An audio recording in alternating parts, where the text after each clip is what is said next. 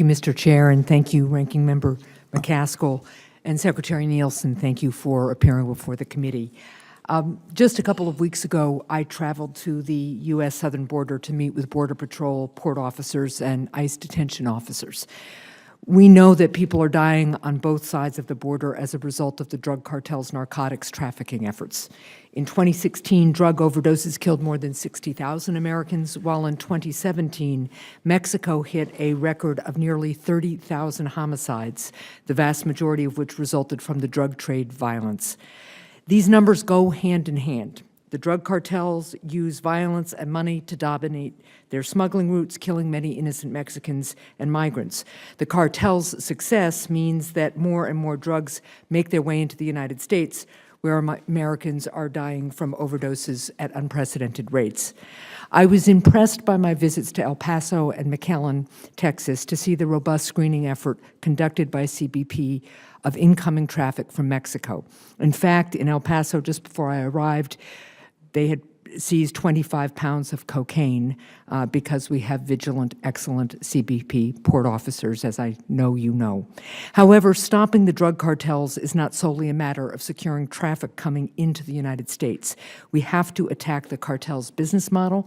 That means stopping the flow of both money, drug money and weapons that travel southbound into Mexico from the United States. Unfortunately, as I saw on my trip, our southbound screening effort for traffic leaving the U.S. for Mexico pales in comparison to CBC's screening of traffic entering the U.S. We're in a system that our officers referred to as pulse and search, so intermittent checking of southbound traffic. We were told by CBP officials that they need expanded facilities, more personnel, and updated technology in order to try to strengthen our ability to stop the flow of guns and money back into the cartel's hands. So are you satisfied with the current state of southbound inspections along the southern border? No. And what more do you need, and what actions will you take to address these shortfalls? So the ports, as you know, are very different, the infrastructure. Right. So part of what we're doing is I've had multiple conversations with the government of Mexico on this exact issue. I've committed to them that we will decrease the flow of guns and money headed their direction. But part of it is an agreement with them as to how we can restructure the port so that we have those secondary lanes so that we can pull people over where we suspect. So we're doing more. We're working on agreements back and forth, and then we're working on some modeling and data that would lead us to a resource request to come to you. Well, that would be excellent. What I heard loudly and clearly from our wonderful subject matter experts at the border was that they need more people, and I think that echoes what you heard from Senator McCaskill. We need more people at the ports of entry. We need them southbound as well as northbound, and I also know there were some infrastructure issues for those second lanes of traffic and the like, but I would look forward to working with you on that. I also wanted to touch on another issue that we heard about on the border.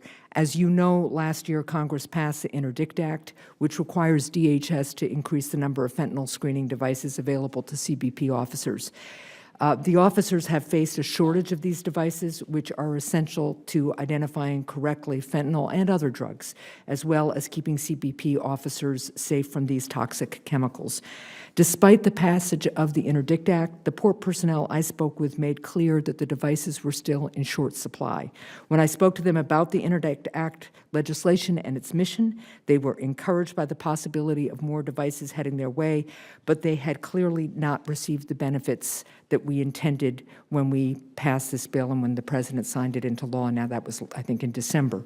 So why aren't the devices getting into the hands of these port officers? What accounts for the delay, and what are our plans to get more devices there? Well, first of all, that's unacceptable.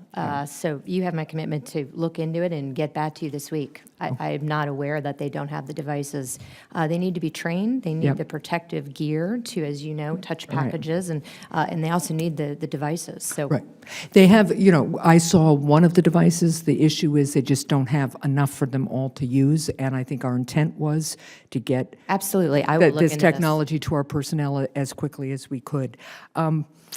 And then another issue that came up, because I went from the border then down to Mexico City. And in my meetings with U.S. Embassy personnel in Mexico City and with key Mexican government officials, we discussed how Mexico has to significantly grow its federal police force if it's going to have success against the drug cartels. While the Mexican government has to find the resources and the will to expand the federal police force, the United States can certainly play a key role in helping to train and professionalize the police force. In a meeting with the National Security Commissioner Salas, I conveyed how every law enforcement officer in the state of New Hampshire attends the same training facility in order to standardize and professionalize their training. And I also shared how DHS runs the Federal Law Enforcement Training Center, or FLETC, in order to integrate and standardize law enforcement training for over 90 federal law enforcement units.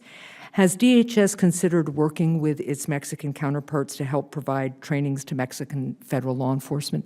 Absolutely, and we actually do. We've graduated some already from training facilities. We're continuing to expand that. We also work with Samar and Sedona, parts of the military, Right. which, as you know, play a huge role. Right.